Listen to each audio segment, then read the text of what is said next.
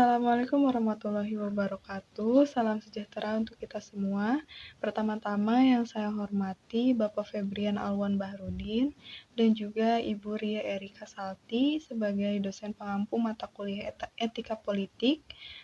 Perkenalkan, saya Raisa Zahra dengan NIM 2286230003 dari kelas 5A, Program Studi Pendidikan Pancasila dan Kewarganegaraan, Universitas Sultan Ageng Tirtayasa.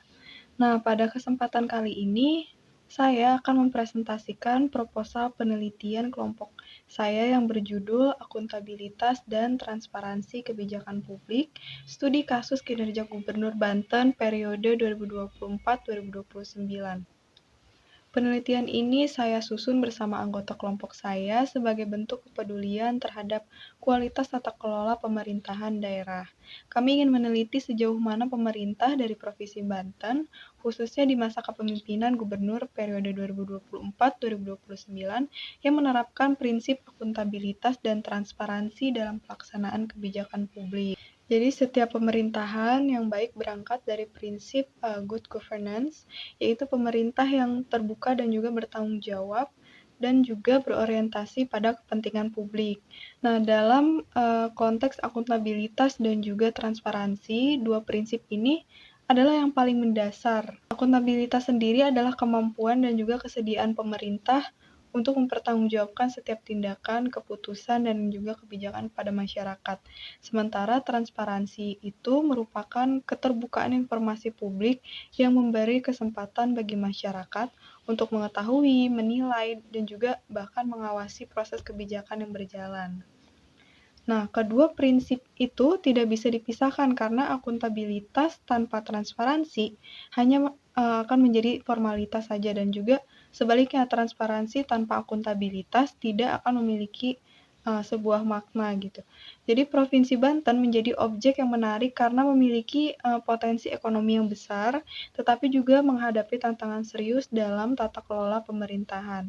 Pada periode 2024-2029 menjadi masa yang krusial di mana pemerintah daerah dituntut untuk mempercepat pembangunan dan meningkatkan kesejahteraan masyarakat, namun tetap harus menjaga integritas dan juga kepercayaan publik. Kami mengidentifikasi beberapa persoalan yang muncul dan juga menjadi identifikasi masalah dari proposal kami, yaitu yang pertama, belum adanya publikasi menyeluruh mengenai alokasi anggaran dan indikator keberhasilan dari program-program, mekanisme pelaporan hasil pelaksanaan program yang masih terbatas, ketiga itu minimnya partisipasi publik dalam perencanaan dan evaluasi kebijakan daerah, serta yang keempat masih ditemukannya kebijakan yang kurang mencerminkan kepentingan masyarakat. Nah, dari identifikasi masalah ini memperlihatkan bahwa adanya kesenjangan antara idealisme good governance dengan kenyataan birokrasi yang terjadi di lapangan. Karena itulah penelitian ini penting dilakukan untuk menganalisis apakah prinsip akuntabilitas dan juga transparansi benar-benar diterapkan dalam kebijakan publik di Banten, serta bagaimana dampaknya terhadap pembangunan dan juga kepercayaan masyarakat. Dari latar belakang yang tadi sudah saya jelaskan, kami mengidentifikasi beberapa masalah utama, yaitu yang pertama ada belum optimalnya publikasi terkait alokasi anggaran dan juga capaian program. Yang kedua, mekanisme pelaporan yang belum sepenuhnya terbuka untuk publik. Ketiga, rendahnya tingkat keterlibatan masyarakat dalam proses kebijakan. Dan yang keempat adalah pengambilan kebijakan yang belum selalu merepresentasikan aspirasi rakyat. Nah, kemudian ada rumusan masalah yang kami susun dalam 4 pertanyaan utama, yaitu yang pertama, bagaimana implementasi akuntabilitas dalam kebijakan publik yang diterapkan oleh Gubernur Banten periode 2024-2029. Yang kedua, bagaimana tingkat transparansi kebijakan publik di lingkungan pemerintah Provinsi Banten. Yang ketiga, faktor-faktor apa yang mempengaruhi tingkat akuntabilitas dan transparansi kebijakan publik di daerah Banten ini. Dan yang keempat ada bagaimana dampak penerapan kedua prinsip tersebut terhadap kinerja pembangunan serta kepercayaan masyarakat. Tujuan penelitian ini sejalan dengan rumusan yang masalah tadi yang saya sampaikan, yaitu yang pertama menganalisis penerapan prinsip akuntabilitas dalam kebijakan publik pemerintah Provinsi Banten. Yang kedua, mengukur sejauh mana transparansi telah diterapkan. Yang ketiga, mengidentifikasi faktor pendukung dan juga penghambat dalam penerapannya, serta menilai dampak terhadap kepercayaan publik dan kinerja pembangunan daerah. Nah, dari sisi manfaat, penelitian ini memiliki manfaat di dua dimensi, yaitu secara teoritis dan juga secara praktis. Teoritisnya, hasil penelitian ini diharapkan dapat memperkaya kajian akademik di bidang administrasi publik, khususnya dalam konteks penerapan good governance di daerah Banten. Nah, secara praktisnya, penelitian ini diharapkan memberi rekomendasi bagi pemerintah, khususnya pemerintah daerah untuk memperbaiki sistem pelaporan, membuka akses informasi publik, serta memperluas partisipasi masyarakat dalam proses kebijakan. Kami juga berharap bahwa hasil penelitian ini dapat menjadi bahan refleksi bagi lembaga legislatif dan juga masyarakat sipil untuk memperkuat fungsi pengawasan terhadap pemerintah, khususnya pemerintah daerah. Penelitian ini menggunakan 4 landasan teori utama, yaitu akuntabilitas publik, transparansi, partisipasi masyarakat, dan juga kebijakan publik. Nah, yang pertama itu adalah teori akuntabilitas publik, di mana kami mengutip menurut Mardiasmo tahun 2018, di mana akuntabilitas itu terbagi menjadi dua, yaitu akuntabilitas secara vertikal, yakni mempertanggungjawabkan lembaga kepada otoritas yang lebih tinggi, dan juga akuntabilitas horizontal, yaitu pertanggungjawaban langsung kepada masyarakat.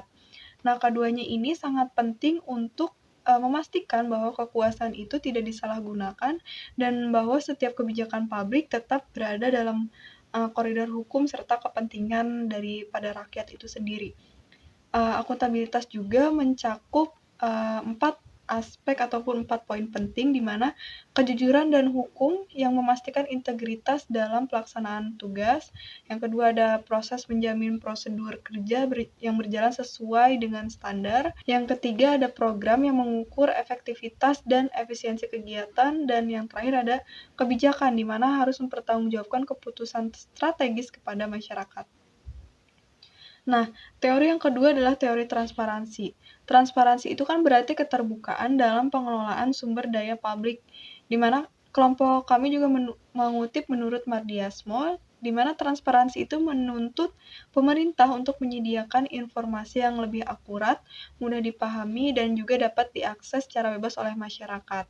Penerapan transparansi sendiri tidak cukup jika hanya dengan mengunggah laporan ke situs web.